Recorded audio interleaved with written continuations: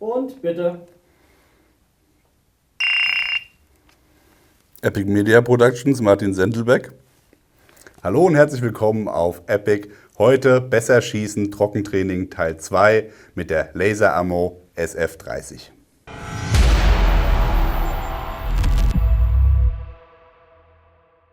Willkommen zurück. Besser schießen, Trockentraining Teil 1 hat euch ja die Grundlagen vermittelt, näher gebracht mit dem Mantis als Datensammelgerät, um euch und eure Schussleistung zu verbessern. Heute im Teil 2 befassen wir uns mit der Laser Ammo SF30.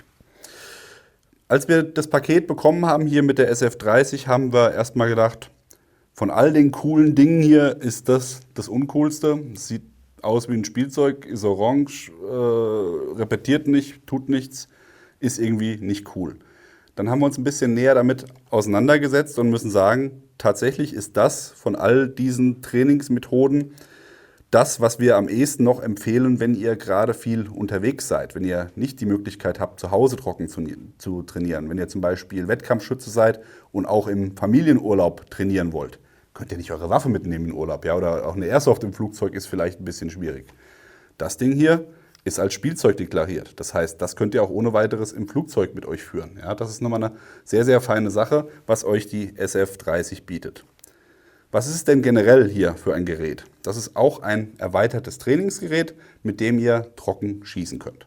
Ihr habt jetzt den Mantis, den könnt ihr auch hier entsprechend direkt dran bauen, könnt ihr Daten sammeln und jetzt habt ihr hier ein System, mit dem ihr mit dem Laser arbeiten könnt. Bevor wir aber mit dem Laser arbeiten, erstmal nochmal zurück zu den Basics, denn dafür ist dieses System auch gut gedacht. Ich denke da eher am ehesten an Behördentraining zum Beispiel. Wenn man jetzt hier Sicherheitskräfte ausbildet, die das erste Mal irgendwie mit Waffen in Berührung kommen, dann ist hier die SF30 ein sehr, sehr gutes Trainingsmittel. Man hat hier ein relativ nahes Ebenbild der Glock geschaffen. Man hat relativ das gleiche Gewicht. Wir können das Magazin entnehmen entsprechend hier.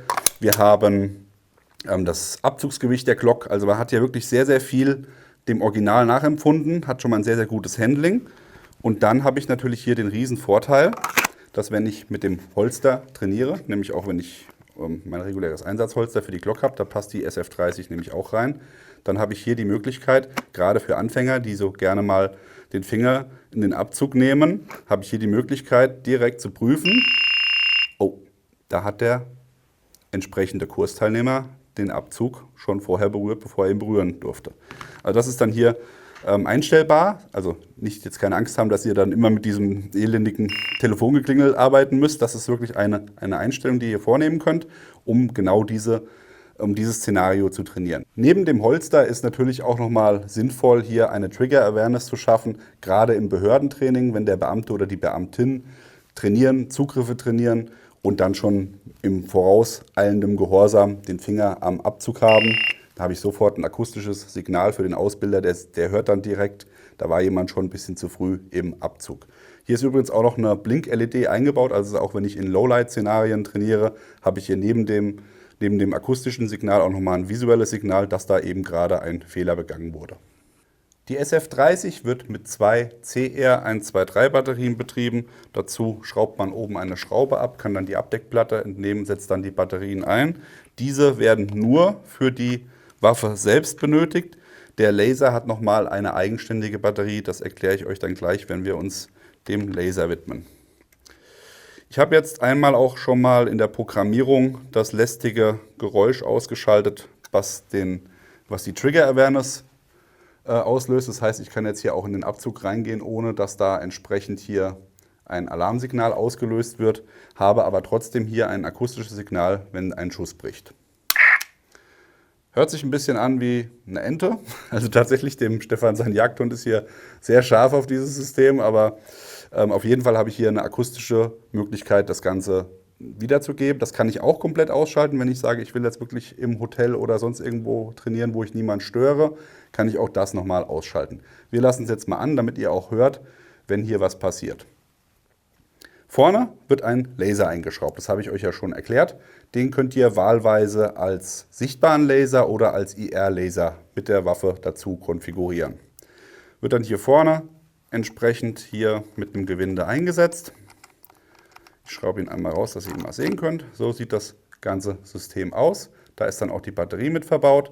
Vorne sind Einstellschrauben, um den Laser zu kalibrieren, zu justieren, damit da auch wirklich ein sauberer, klarer Punkt auf der Scheibe ist.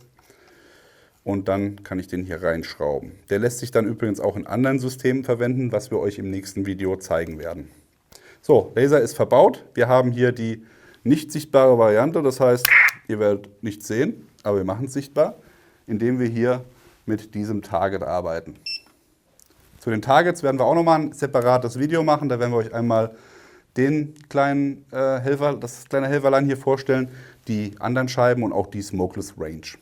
So, jetzt habe ich hier einfach mal das Gerät eingeschaltet und wenn ich jetzt hier in Anschlag gehe, ziele und schieße, habe ich hier auch direkt eine Treffererkennung, wo ich dann auch in verschiedenen Modi entsprechend hier arbeiten kann und die Treffer wirklich auch angezeigt bekomme. Entschuldige Stefan, jetzt bist du taub, ich weiß, es war sehr nah am Mikrofon. Wir kommen zum Fazit. Das Mantis ist ja nicht dabei, haben wir euch ja schon im ersten Video gezeigt, funktioniert aber damit, was aus der SF30 eigentlich eine sehr, sehr gute und abwechslungsreiche Trainingswaffe macht. Die ist jetzt vielleicht nicht ganz so günstig wie jetzt eine Airsoft-Waffe, aber ich habe hier natürlich nochmal ganz andere Möglichkeiten. Zum einen ist das für die Behörden sehr interessant. Ich kann hier Trigger-Awareness und generelles Triggerverhalten mit dem Holster oder auch im Anschlag trainieren. Ich habe hier die Möglichkeit, das Ding safe in den Urlaub mitzunehmen, ohne dass da irgendwelche Probleme auftreten können. Das ist wirklich als Spielzeug deklariert. Da hat man überhaupt keine Schwierigkeiten und ich habe natürlich hier auch nochmal den Bonus, dass ich den Laser ausbauen kann und ihn dann entsprechend mit dem richtigen Zubehör auch in meiner scharfen Waffe verwenden kann. Von daher rundes Paket, sehr zu empfehlen. Ihr bekommt die SF30 bei Moderne Schießlehre, habe ich euch ja im ersten Video schon gesagt. Schaut auch mal in den deutschen Jagdblog. Da gibt es nochmal weiterführende Informationen zum Thema Trockentraining. Habt ihr schon Bekanntschaft mit der SF30 gemacht? Schreibt es uns in die Kommentare. Wenn euch das Video gefallen hat, wie immer, Like und dann sehen wir uns beim nächsten Mal. Bis dann, macht's gut, bye bye.